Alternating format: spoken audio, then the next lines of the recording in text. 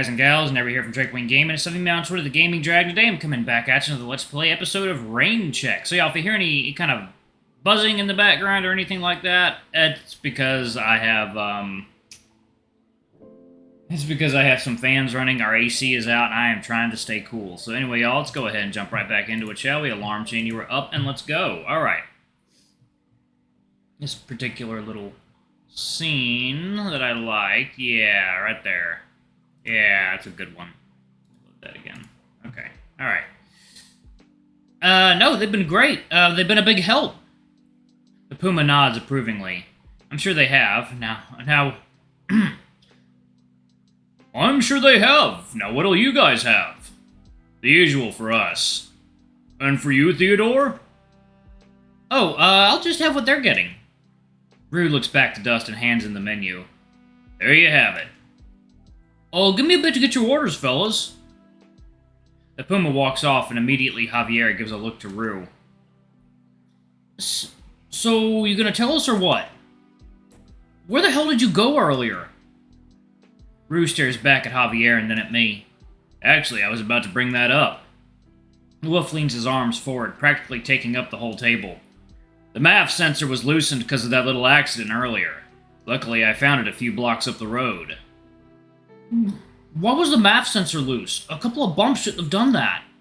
Exactly. Why? I examined the rest of the hood, but couldn't find anything. MAF? Oh, mass airflow sensor. It's used to measure the amount of air in the engine for optimal combustion. Not like the engine would have exploded, but it's definitely odd that it fell off. Or point that back. ARC needs better vetting for our rented vehicles. Hey, I got an idea. Why don't we drive your car next time? Keep dreaming. Wait, didn't Javier try calling you too? About that. The wolf reluctantly takes out his phone and places it on the table. I may have dropped my phone in a puddle on the way back. The fox groans and examines the phone, shaking his head at Rue begrudgingly. What is this, your third time this year? And they're supposed to be waterproof. How'd you waterlog your phone? My paws were wet and it slipped out. Javier looks beyond disappointed and is about to retort, but Dust comes back with our food.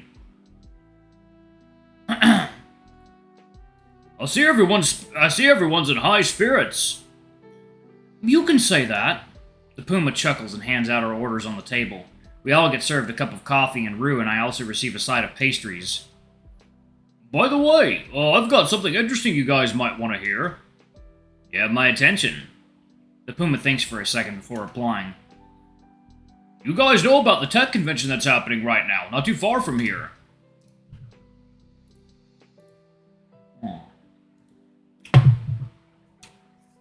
Yeah, Ty, right?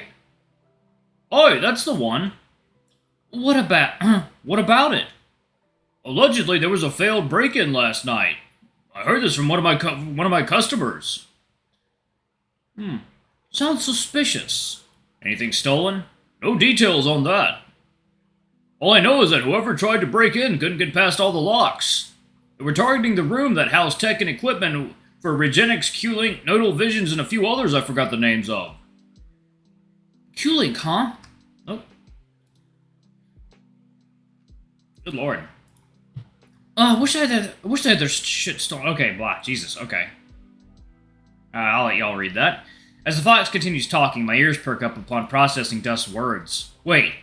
I fish out the business card David had given me and present it on the table. Nodal Visions. I got this from the CEO's son yesterday. Well, aren't you full? Aren't you full of surprises? Huh. What a coincidence. Maybe I could visit David later and ask him about this. First name basis, too, huh?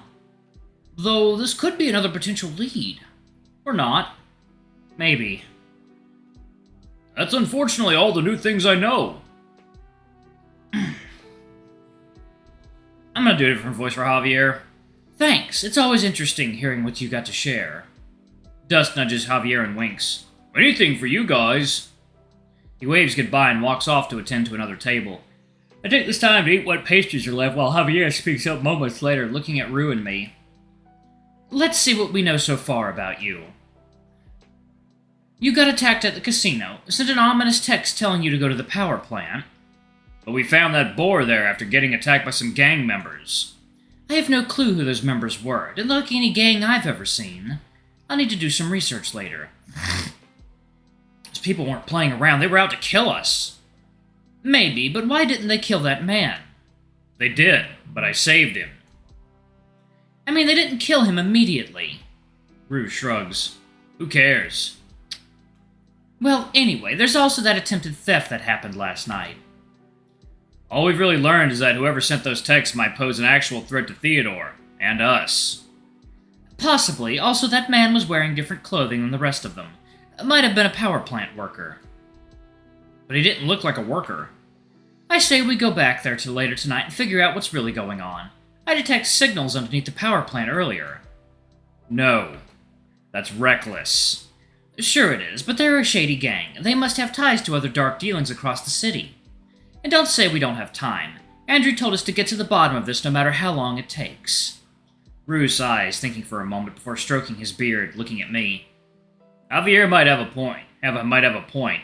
The city is rumored to have one particularly strong underground network of corruption. Admit it, this is our strongest lead so far.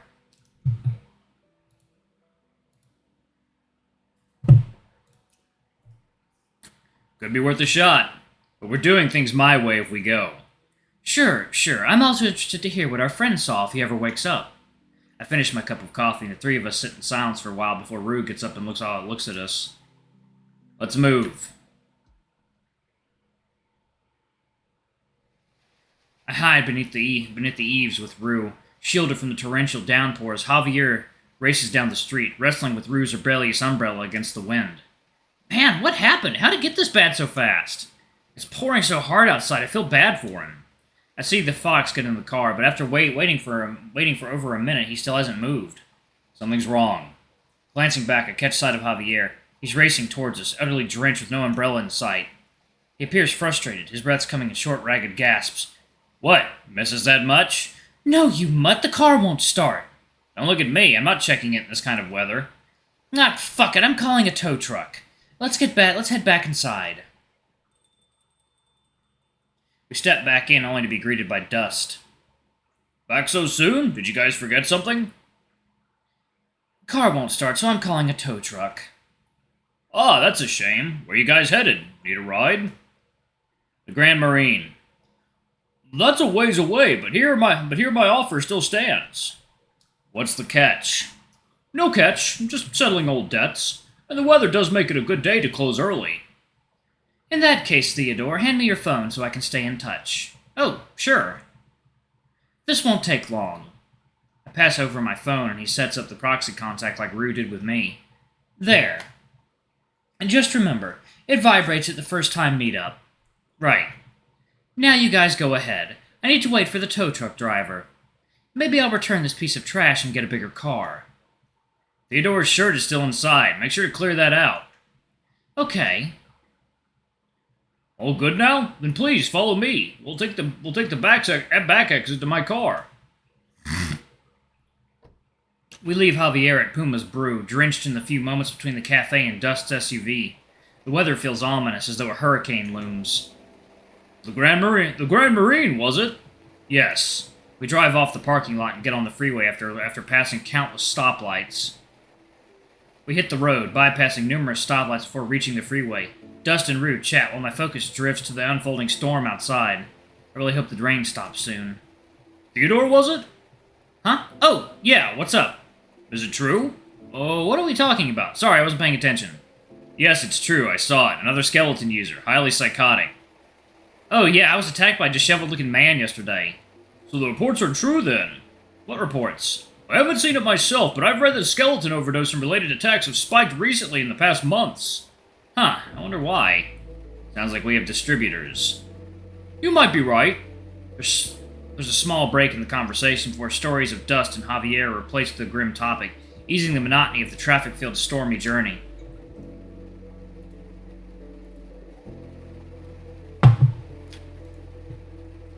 Though my attention drifts, the infectious laughter of Dust and the witty remarks from Rue succeed in brightening the mood. Eventually, we arrive back at the familiar driveway of the Grand Marine.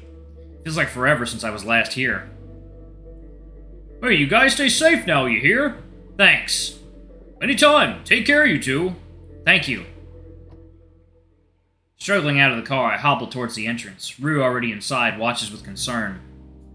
He graciously keeps the door open for me while shaking his head. Watching you walk like that hurts me. Come back to my room so I can take a look at your leg. Okay. As Rue walks beside me, reminiscent of a nursing home, a tinge of embarrassment arises as we walk through the lobby. Hey, can I ask about Dust? The wolf casts a glance over at me. What? It was kind of him to drive us here. That's because he's in our debt. Well, Javier's debt. Oh? The fox helps with his taxes. What do you mean by helps? It's legitimate, right? Rue shrugs and then smirks at me. Who knows? Entering the room, a whiff of fresh linen mixed with a faint chemical smell greets us. Looks like housekeeping came by.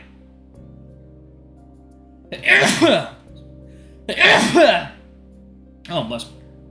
We have a seat. Have a seat. We've got an hour before Cypress starts moving their stuff to Hall C. Obeying, I settle onto the freshly made bed, watching Rue retrieve a bottle from a drawer and disinfect his paws. On a scale of 10, how bad is the pain? Well, when I'm sitting like this, it's a 2. But movement sends it to a 6. What about when you touch it? I'm not sure. Maybe an 8? How about your tail? How's that doing? Oh, it's more or less healed. He walks over and carefully takes off the makeshift bandage with a claw and throws it away. Thanks again. I hesitate for a second before staring at Rue, trying to process my thoughts accordingly. I don't understand what's going on. Staring down at my empty paws, I decide to speak the main thing on my mind as everything's catching up to me. I'm scared. Rue looks at me in surprise, his expression quickly shifting to concern before he walks over and takes a seat next to me. Go on. His voice comes out slow and empathetic. I don't know, everything's happening so fast. First my tail, and now my thigh. What's it gonna be next?